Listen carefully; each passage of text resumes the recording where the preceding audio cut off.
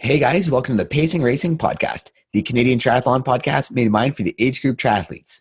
So I'm really excited to say our latest guest is co-founder of one of my favorite bike companies, Ventum Racing, and that is Diaa Nour.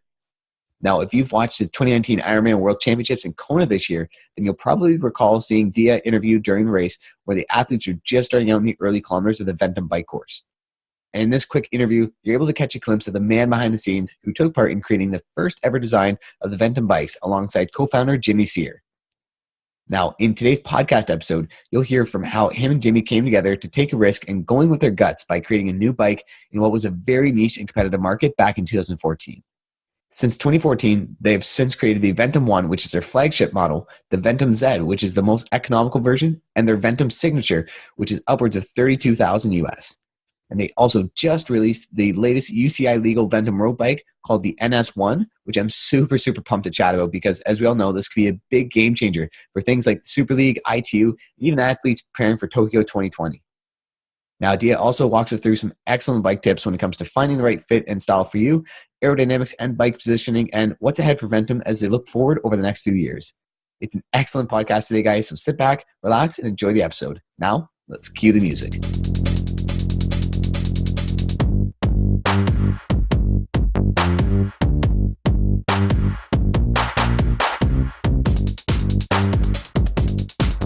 Today's show is brought to you by two sponsors. The first one is Brown Sports Bike Shop located in Toronto, Ontario. So I've always wanted to partner up alongside a local bike shop, but I was reluctant to commit because I never found a bike shop that encompassed everything I wanted in a shop until I met JP from Brown Sports. When you want to help represent a bike shop, you want to know you can be absolutely sure you can refer your friends and family and listeners to them and know they're being taken care of in the best hands and getting the best prices. The team at Brown Sports are super knowledgeable when it comes to proper bike selection and bike fitting. In fact, JP is a Retool and IBFI Level 2 certified fitter and will go above and beyond helping you select the right bike for you and go to great lengths in making sure you leave the best bike fit possible. And they have a huge selection of bikes, including an incredible lineup from Quintana Roo Bikes, and they're also the only company in Canada to offer up the 51 Speed Shop products. So it's really an all-in-one shop. So it's not just a bike shop, though. They also have a ton of great nutritional products, swim gear, and running gear. So if you're needing to add something to your triathlon repertoire, then there's a good chance they have it. And I'm currently working with JP now to get my bike fit dialed in, as last season I realized I was losing some valuable wattage and coming off the bike way more fatigued than I had to be because my positioning was way off. So I'll be doing a video of the fitting process when it's all done. So if you want to see that, then be sure to sign up to the Pacing Racing YouTube channel to be first notified when that comes out. And alongside carrying some of the best triathlon and road bike selections, Brown Sports also has a demo room for all the best indoor bike trainers, including the Tax series, the Wahoo series, and even the latest 4i Flight trainer. So if you're in the market for a new bike trainer, then they are also the experts in that area, and they'll help you set up the proper trainer and get you a good price. So if you want to go check them out in person, you can find them at 2447 Bloor Street West in Toronto at the Jane and Bloor intersection, or of course, you can also check them out and see their full inventory and list of services online at brownsports.com. And lastly, you can follow them on Instagram or Facebook by searching Brown Sports. The second sponsor of today's show is Echelon Wheels, which is a wheel manufacturer based right here out of Ontario, Canada. And I'm beyond happy to find a wheel company like Echelon for so many reasons. As we mentioned, this being a Canadian-based podcast, I love to have partnerships with other Canadian brands, and who better than a wheel company that offers top-quality designs and materials for a wheel set at a fraction of the cost compared to the other brands in the market. And to put this into perspective, the Echelon full disc is going for around $14.99 Canadian, whereas some other brands in the market are selling their full discs for upwards of $3,300 US. And of course, every wheel set is different, but as an age grouper, we all know that the sport is super expensive. So it's nice knowing there are brands out there like Echelon. They're just able to keep the cost down for us as much as possible. So the neat thing about Echelon is that they're active cyclists who run the company. So you know they're not just making their products, they're actually using them for their passion. And if you look at their products, they carry wheel selections from U profile, V profile, and offer depth ranges from 38 millimeters all the way up to the full disc. So if you're curious about my bike setup, I'm currently running with a 60 millimeter Echelon wheel in the front and an 88 millimeter Echelon wheel in the rear with DT Swiss hubs. And recently I created an aero testing video alongside William, the co-founder of Echelon Wheels, where we tested 3 different Echelon wheel sets across 2 days of outdoor testing at different set wattages to see what wheels are best suited in certain course conditions. So if you guys want to check that out, you can head to Pacing Racing on YouTube. Echelon isn't only a partner of the Pace Racing podcast, but they're also huge supporters of Team LPC, which is the team I'm training with this year as I build up to 2020 Challenge Roth. And for a limited time, they've been super, super awesome and offer up a discount code to the Pacing Racing listeners. So if you want to look at getting yourself a wheel set, then head to echelonwheels.ca and use promo code Pacing and Racing. And I also recommend checking them out on Instagram or Facebook by searching at Echelon Wheels. And again, Echelon is spelled ECHELON.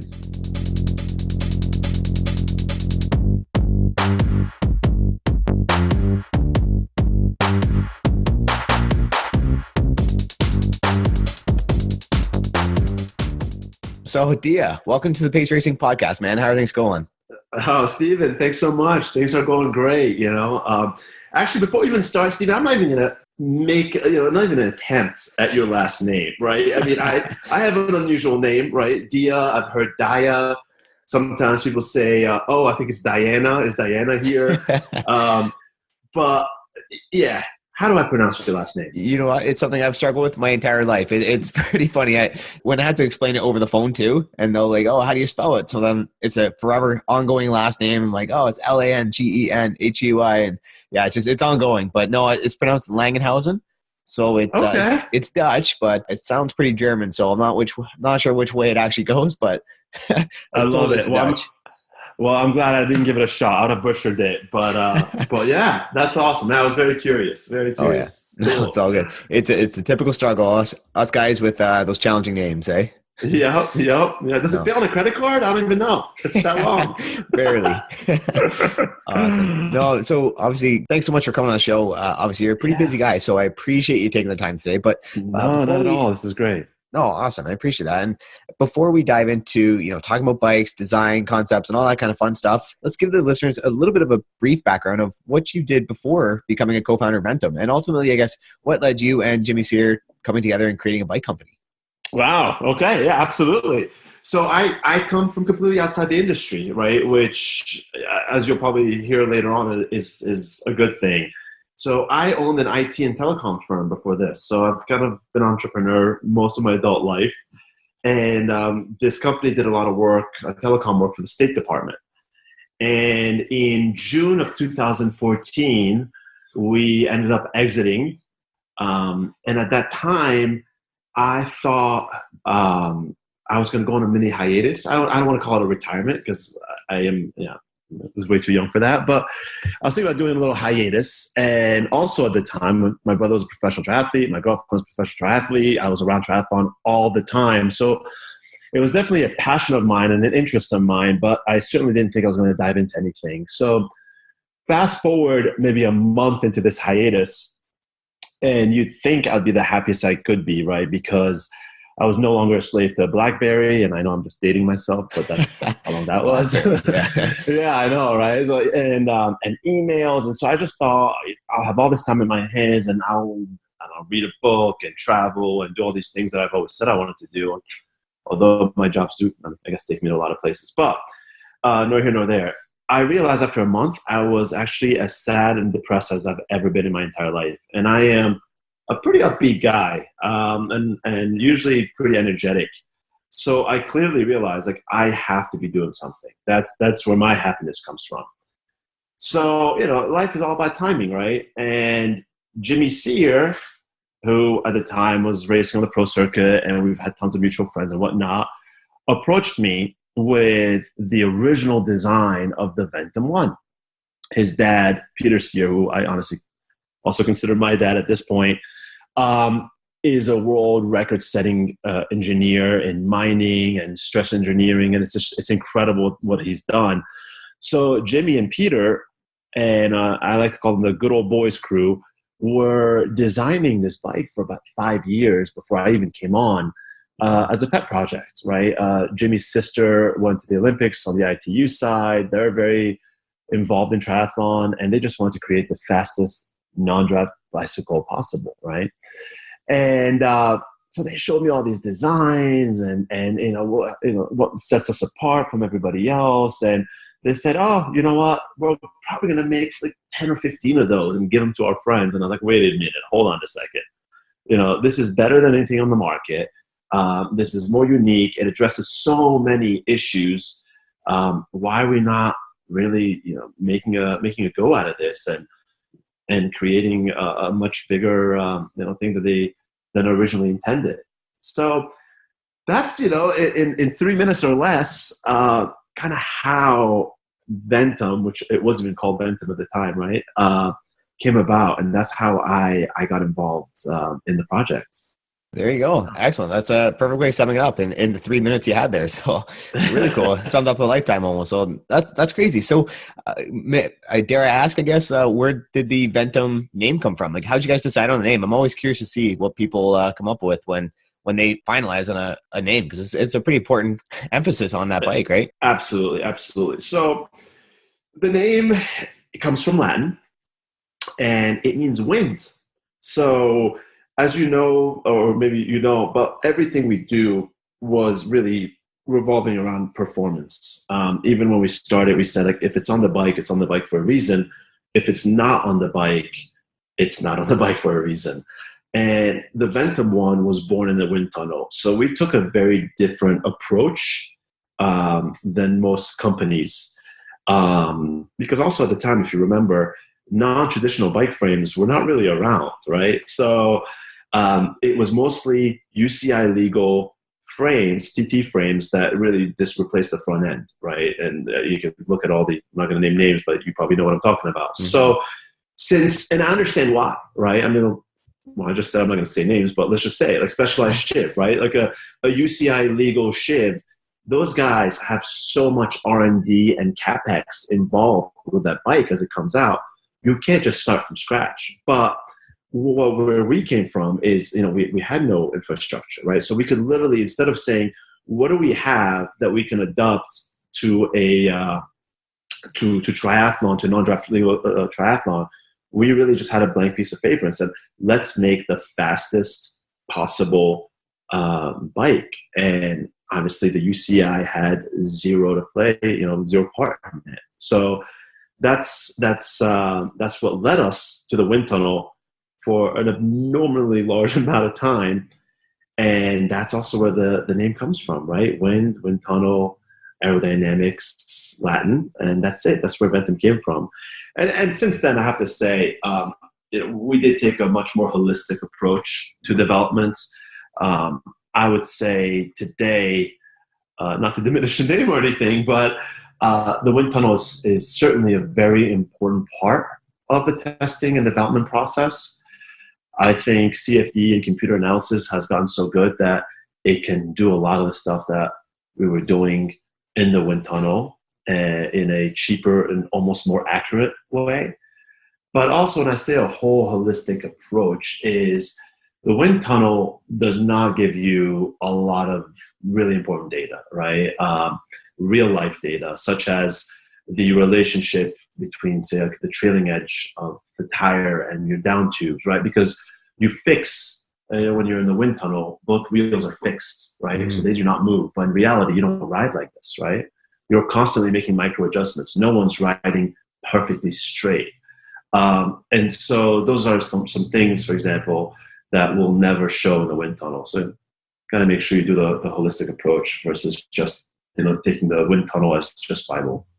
Yeah, no, there you go. That's excellent. Awesome to hear about that and how it all kind of came together, right? And I'm a big fan of the holistic approach and how you guys are describing that. So that's excellent. I mean, flash forward, I guess, to today. It's now, of course, a thriving bike company, rapidly increasing, seeing the bike count at KONA, which I think is really cool to see. And there's several amazing pro triathletes. I'm a big fan of, in particular, like Cody Beals and Lauren Brandon, just name a couple. A little biased. They were already previous podcast guests. So, excellent. Big fan of them. But I mean, when you guys first started this company, when you guys rolled out the first bike in 2015, did you guys ever foresee things like that your bike company would, in a given few years, end up being the official bike sponsor of Ironman, right? Like that's pretty huge.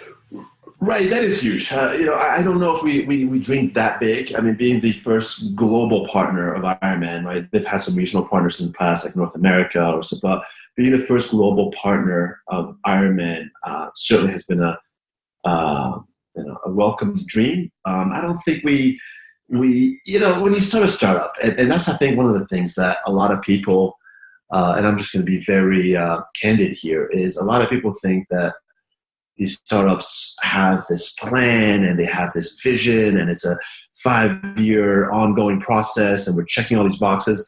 But it's nothing like that, right? It is nothing like that. It's scary. It's unknown. It requires a lot of faith and belief, and that's kind of but it's having that faith and having that belief and that hard work that gets you to where we are today. But it's funny because I've been on a few podcasts and definitely certainly a lot of interviews where people assume that we had it all figured out and like, wow, you guys really planned this well. It's like, I mean, there's so much luck involved with this, let's be honest, and a lot of faith, right? A lot of faith. I mean, again, like, we're in a very good position today. Obviously, we got partially acquired by a private equity firm. We've moved into a huge facility in Utah. We're coming out with a lot of different verticals, which we can talk about in a minute. But so today we're doing great, but we almost went bankrupt probably 25 times. There's no joke, right? I mean, I self-funded this whole project from the get-go, and it probably ended up costing like 6 or 7x more than we expected, and that's just on the budget side. So you got to be willing to obviously put in the hard work, but you have to believe in it, and a lot of times that's not easy. Not to take this to on a negative turn or anything, but people don't like change, right? So there was a lot of resistance early on, and a lot of resistance, and triathletes are quite vocal. So the one thing about Yep. a triathlete is typically they're super well educated. They speak very well, they write very well, they're amazing researchers, right? And they are very powerful. That's a very powerful tool to have. And so early on, if when you try to do something that's completely radical, you're going to have a large segment that's going to resist, and there's nothing wrong with that. And that's not just in the bike industry. I would say that's in probably any industry. The key is not to lose hope and faith, because we're not proven at that time, right? So today, if I hear differences of opinion, let's call them, well, I have the strength and support of a big staff, of an established company. It's easy for me to dismiss it. Right. But when you're 6-7 months old and you're really trying to make a name for yourself, you're gonna have to have a tough skin and really believe in yourself more than anything else to kind of break through that area a little bit, break through that criticism. So yeah, No, absolutely. And that's the thing, right? Like, you said it very well, triathlon out there. I mean, just like any market you're out, it's not just triathlon, but triathletes in particular, right? Like, they're vocal people, and you squared it up exactly how it is, right? Like, they tend to be well-educated people, like very, very fluent in their ways. And it's just, that's just who we are as triathletes, right? And so you're right. When you bring a radical change into what is a niche market already, to have that, that drawback and have people comment and say things, I mean, it's true. You definitely have to have the thick skin and be able to put up with it. And it's amazing because, at first, like, just as you briefly talked about, it wasn't well received at the beginning just because it was so different, right? And flash forward today, it's still all the same product. It's still the same bike. It's just a little more well received because people are more adapted to the change, right? Absolutely. And you know what? A rising tide floats all boats, right? And so look at some other bigger companies, more established companies like Cervelo came out with the P5X, the P3X. Since then, we've gotten so many. I mean, the Andine came out for a little bit, although I'm not entirely sure where it is today.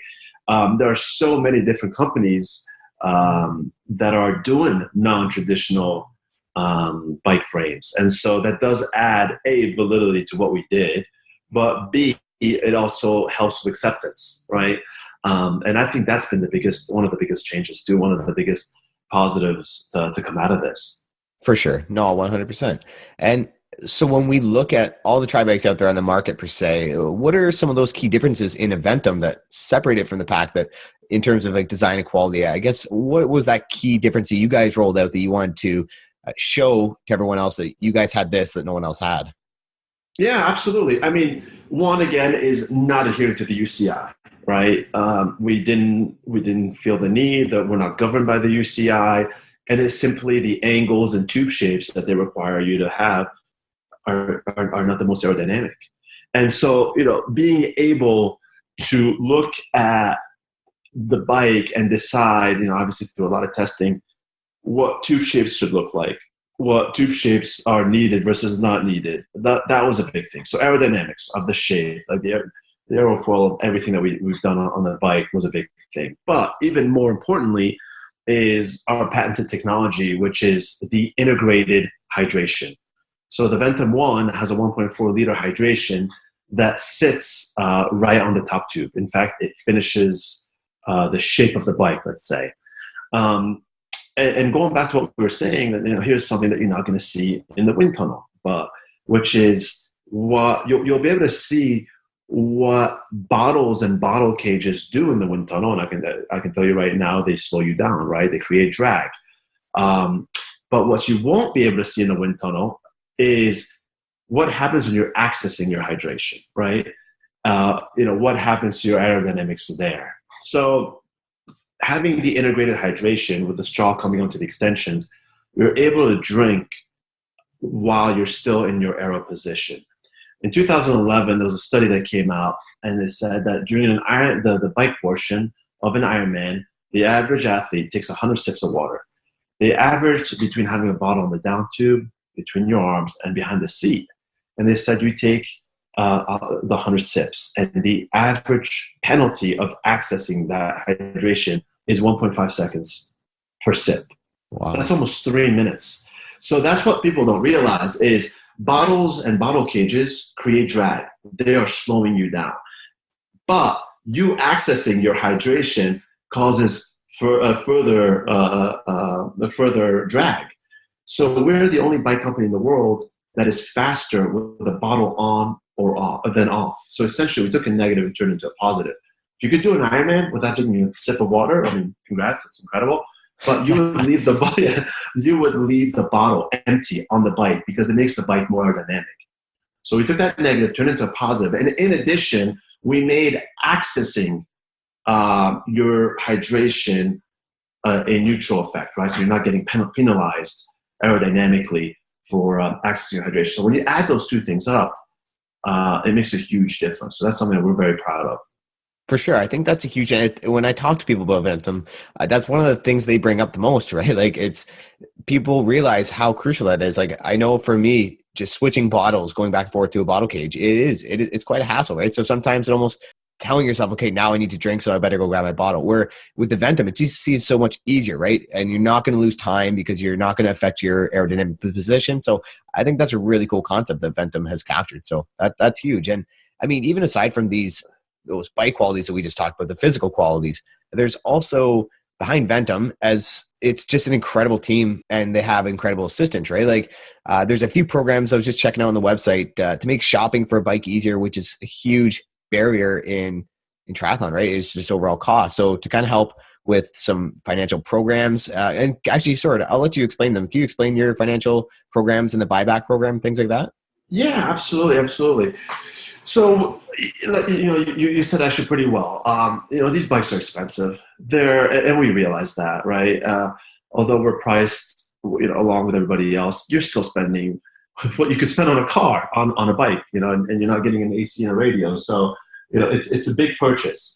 So what we try to do is understand how can we make this product more accessible to more athletes. And so one of the things that we do is 0% financing, right? So people can finance their bike over a certain period of time. And I think on the Ventum ZM, it's about $97 a month. So it really opens it up to a lot of market. But then we do have other programs. One is a trade-in, a trade-up program where we take some information from your current bike and we give you 110% of its current value based on the Blue Book to be applied on a new Ventum. So, and you can actually take advantage of both of those programs simultaneously as well. So, it was one of those things that we wanted to do that no one was doing in the market and making it a lot more accessible to a lot more athletes. And it's been very successful. It's been one of those things. And I don't know if you remember in the intro, I said, oh, I don't come from this industry. And I said, a little bit of foreshadowing, I didn't know we were going here, but I said, that's a good thing because these are sort of the programs that, along with others, that kind of are, thinking inside a box. And sometimes coming from being an outsider looking in, you can think differently. So Exactly. this is kind of where those programs came from. Yeah, no, perfect. I think they're incredible programs, and that, like you said, opens up to a lot of people who may otherwise not be able to afford it necessarily.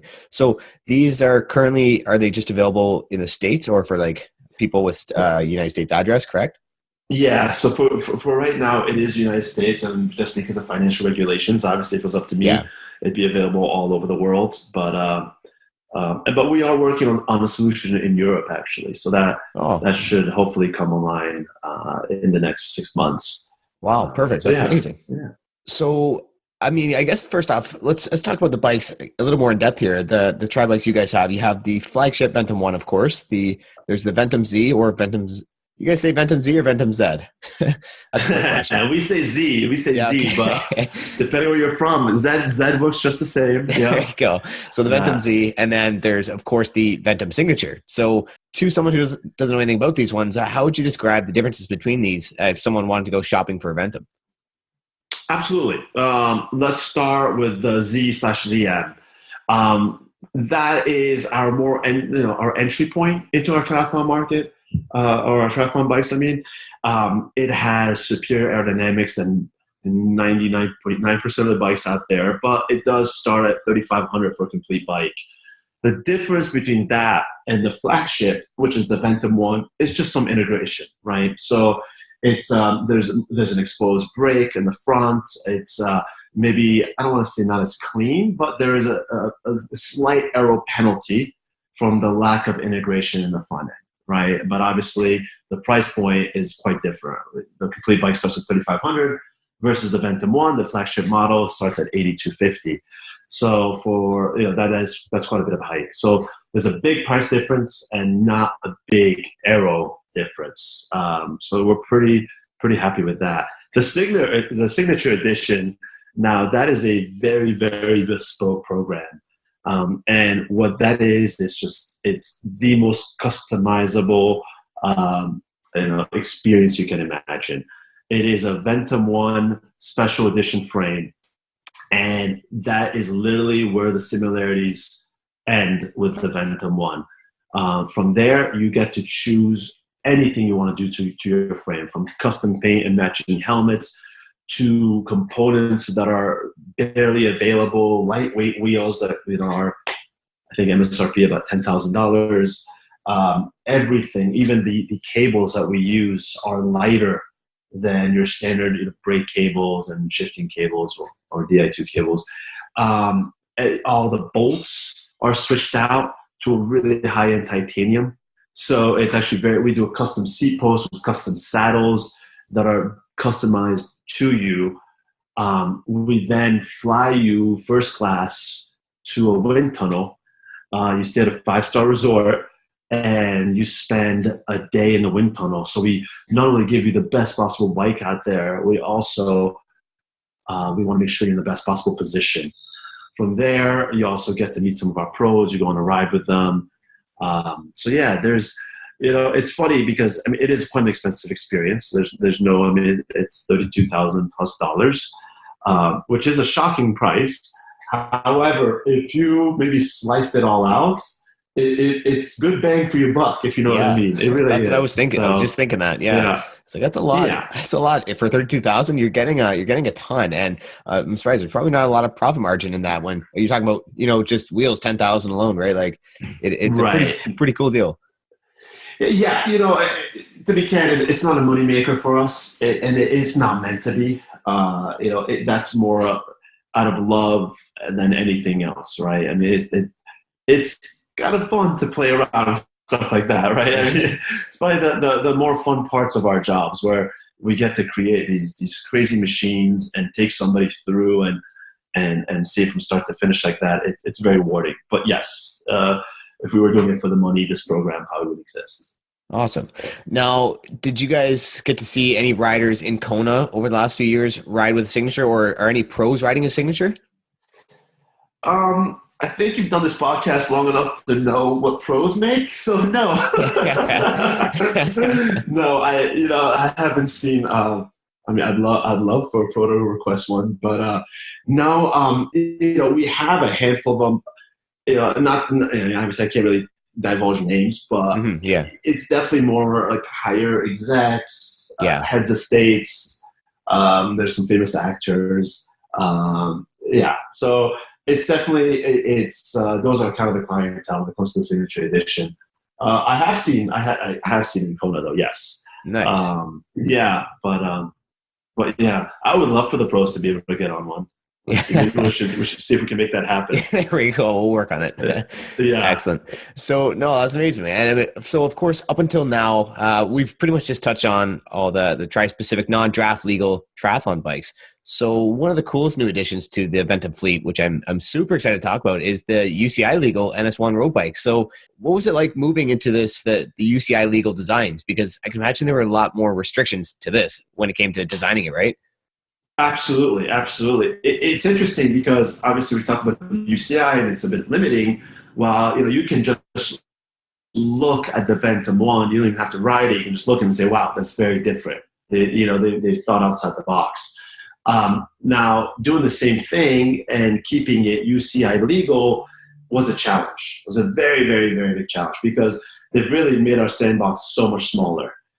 So what we did is really spend a lot of time on the manufacturing of it. That's probably our biggest differentiator. And the other thing that I'll dive in deeper in a second.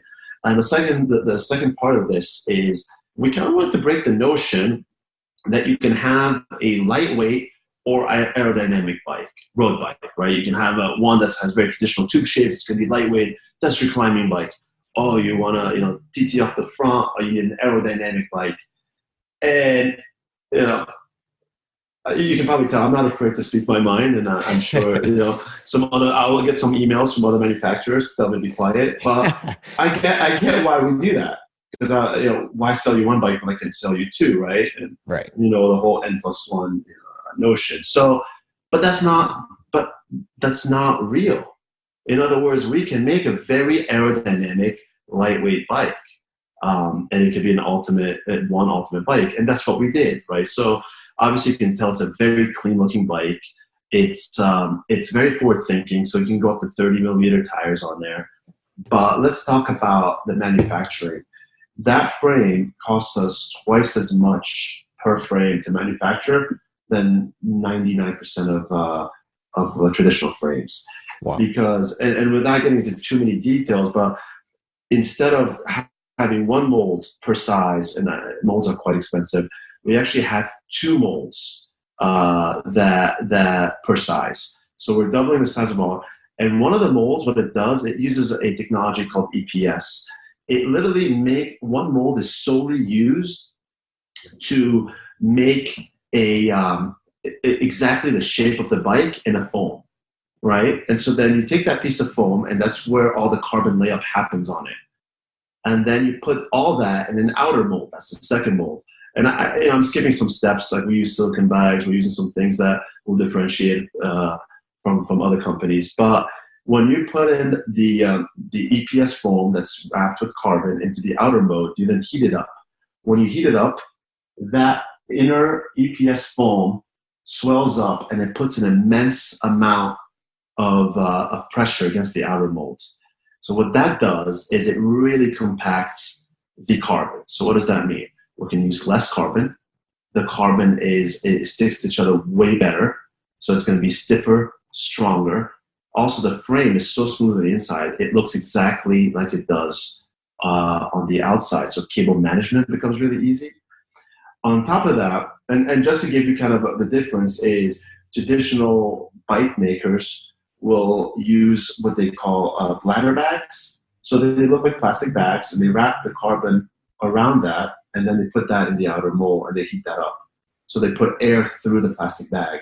Well, just think of a plastic bag and throw air into it. How much pressure is that going to exert against an outer mold to make the shape of the bike? Not very.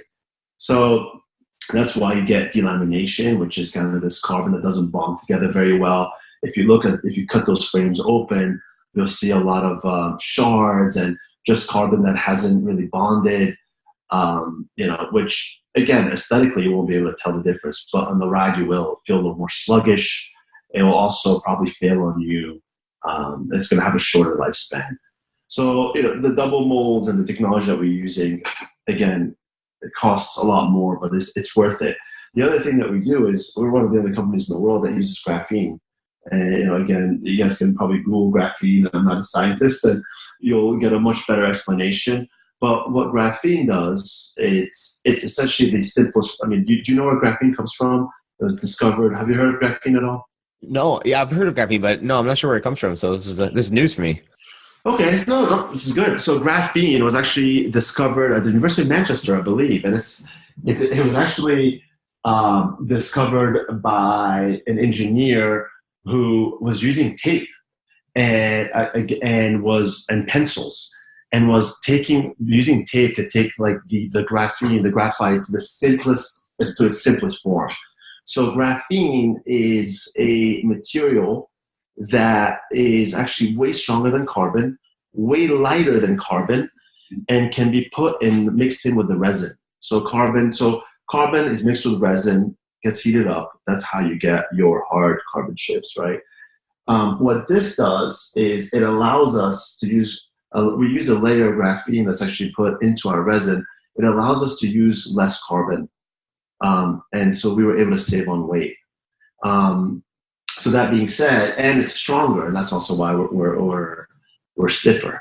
So using kind of some of these technologies, and again, I mean, we could sit here and talk about them for days, and we can, using these technologies that are emerging into these frames, although makes it quite expensive, those are kind of the differentiators that we need to make while still staying within the UCI compounds. Right. Yeah. Wow. That's interesting. So I didn't know that. So that's something new I learned today. So that's really incredible to hear. Yeah, you're right. There's just so much to factor in, right? When it comes to technologies, which ones do you want to use and at what price points, right? I guess that's the factor too. You can kind of go limitless, but then inevitably it would have to increase the price of the bike. So you get the best bang for the buck, and it's pretty crazy to see this kind of all unfold. It's fascinating. It is. Sorry to interrupt you, but that's also why I feel, a lot of people, don't exactly know what goes into. It's not just the R&D, which is, obviously quite expensive, and it's very time consuming, resource consuming, but it's also the manufacturing process. And again, like these bikes are absurdly expensive. I get that, right? I understand that. But once you start kind of digging into the manufacturing and how it happens, you start to maybe understand a little bit more as to why they are the price that they are.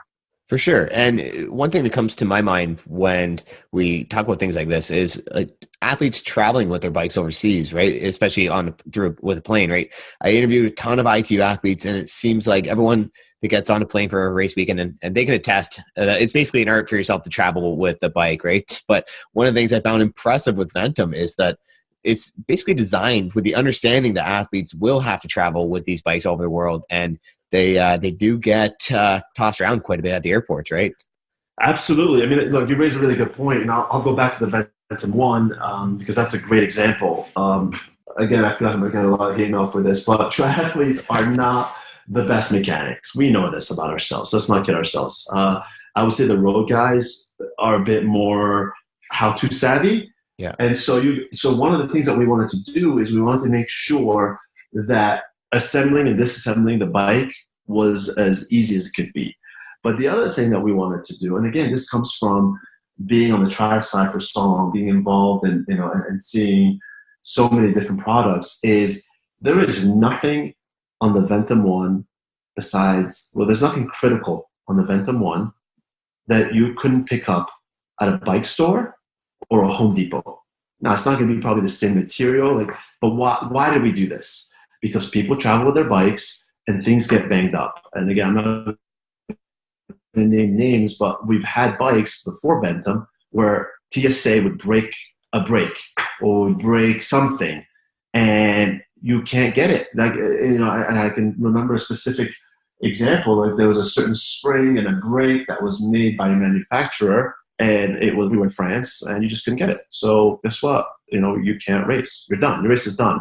So what we've done, and when I said everything that's critical, meaning sure, our fun fairing If that breaks on you, you're not going to be able to pick one up at a bike shop. But guess what? That doesn't stop you from racing, right? It's just you're going to race without a fairing. And so, and I should say, to be fair, the bottle also you wouldn't be able to. But anything else, we use standard size bolts on the entire bike.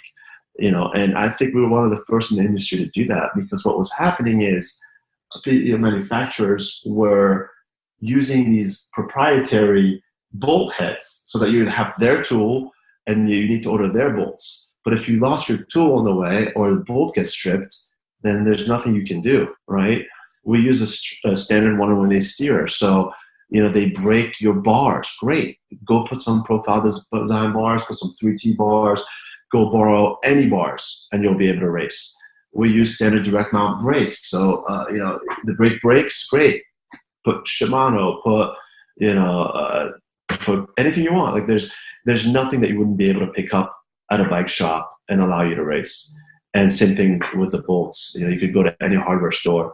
It may not be, it will get you through the race. And that was something that was very, very important to us.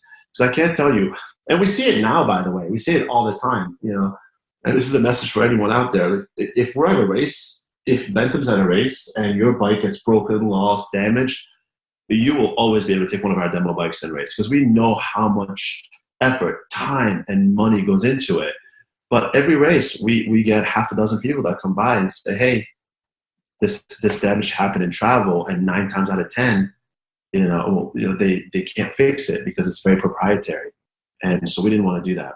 We didn't want to lock you into that technology. Right. That's amazing, right? And I think that's something that people who are shopping for bikes really need to factor in. I don't think it's something that people factor in at all, really, for the most part. So it's cool to kind of hear that, and it'll just make people realize, like, oh yeah, that's another big possibility. That could be the make or break for someone. So that's excellent.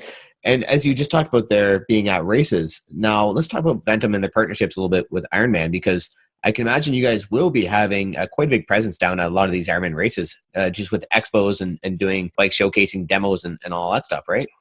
Oh, absolutely. Absolutely. I mean, we keep adding more and more races or events to the schedule. Obviously, KONA is our biggest one. We really put a lot of our efforts in there.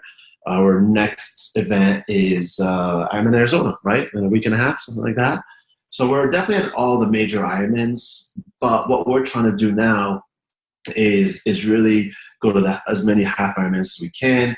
And also, and this is also why this capital injection that we recently got is so helpful, is we need to start looking at the international market from an HQ standpoint. So we have distributors and they're fantastic, but we would like to also add headquarters support outside the United States, including Canada, right? I mean, we're usually at 2 to 3 races in Canada, but we can do more. We can do more, and I think with this kind of acquisition, we are able to do more. So pretty exciting.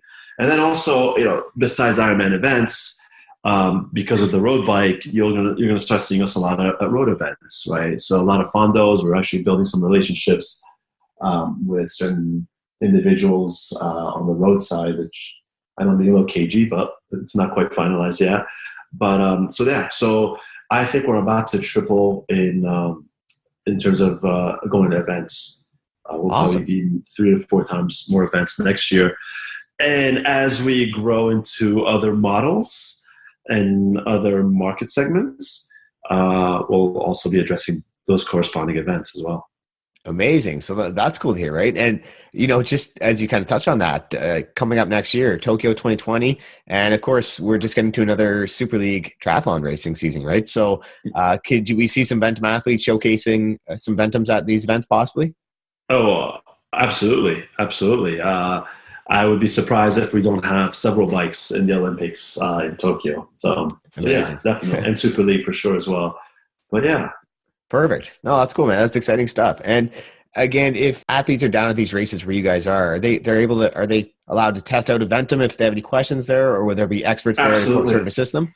Yeah, both. So every event we go to, we have a full size run of every bike that we make out for demo. It's no charge. You come in, we size you up, we dial you in, and off you go. And you can take it for a couple of hours more and really get a good feel for the bike. And we do that at every, because it's one thing to see the bike once you get on it and feel it, it's such a good, especially if you have your original bike, it's such a good one-on-one comparison, right?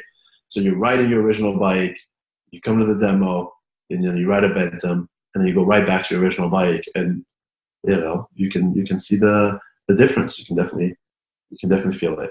Awesome. No, that's excellent. Very well put, man. And so switching it up a little bit here now, of course, as you mentioned earlier, you're more the business savvy side of Ventum, if you will, and then Jimmy is the engineering expert behind it. And where do you guys collaboratively forecast Ventum, I guess, heading in the coming years? I know we said you can't, like, there's no crystal ball, right? You can't know where it's going to go. You have to have a little bit of faith. But is there any spoilers or some new products that we may be looking at down the road, or do you see Ventum expanding down into those new avenues we touched on?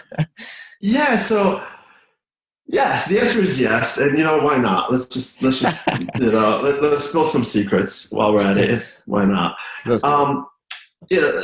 going back to what you said on hope and faith, that's definitely the first stage of the business. Luckily now we're more established.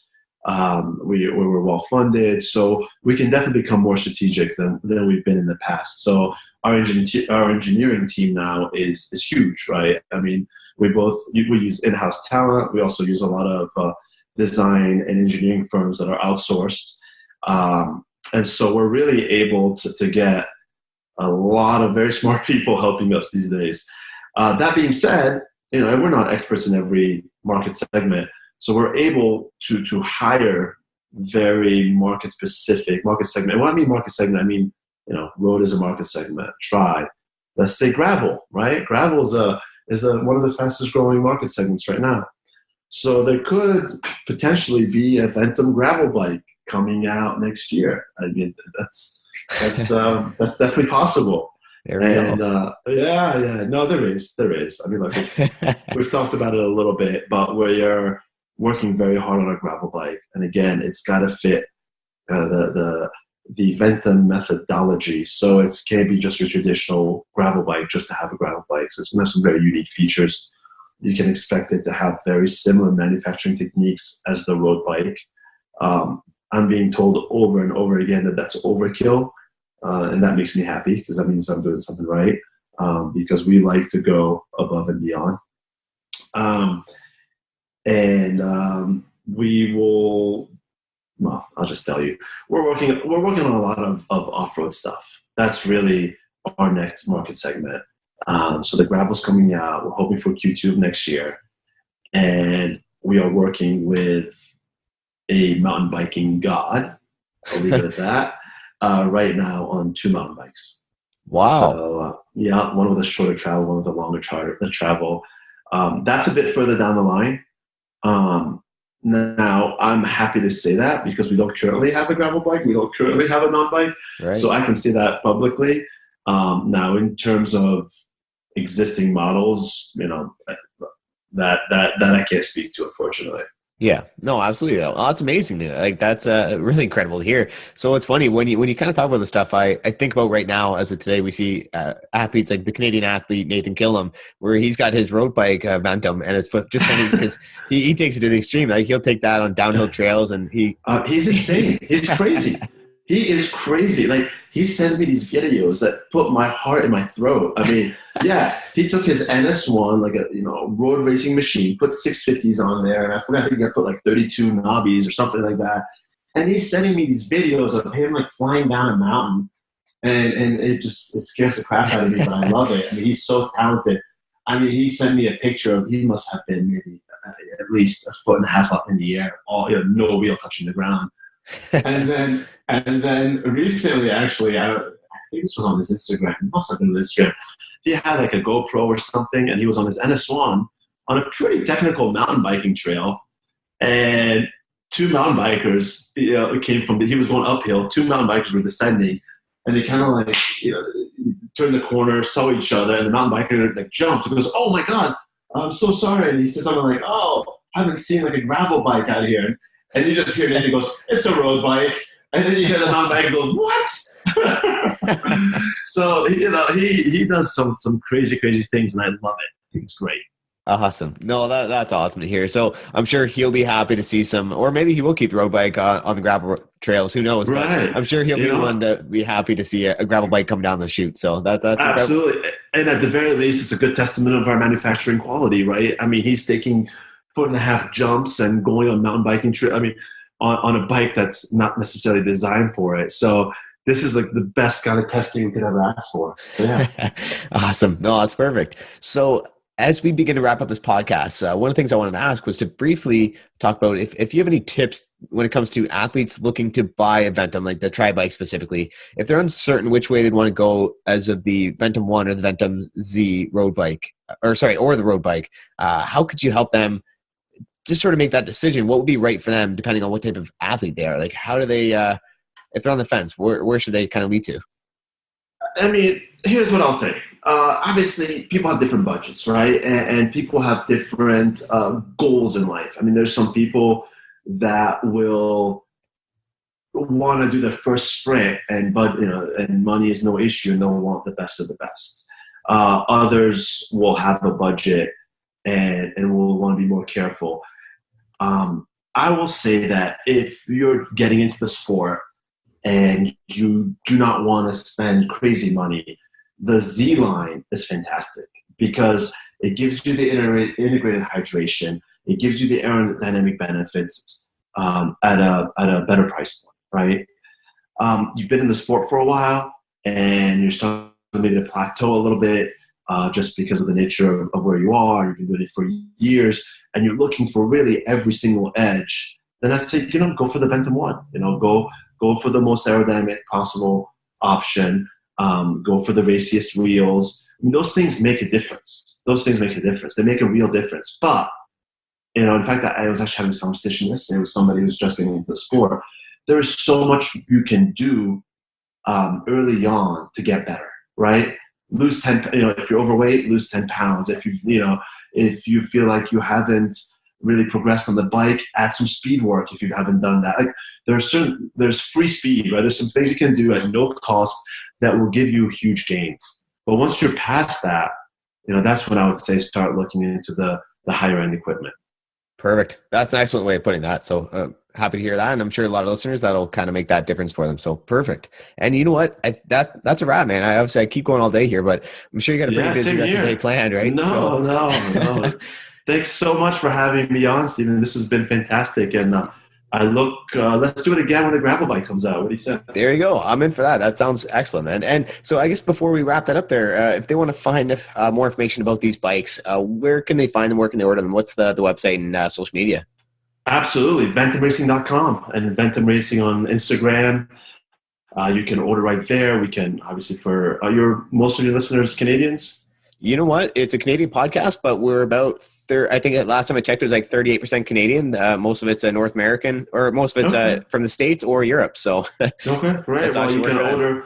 Yeah, you can order directly on our website. We can ship it to you completely built, or we also have a great partnership with Velofix. They'll come with the completely built bike and go over it with you. So luckily in North America, US, Canada, that is definitely a service we provide. So yeah.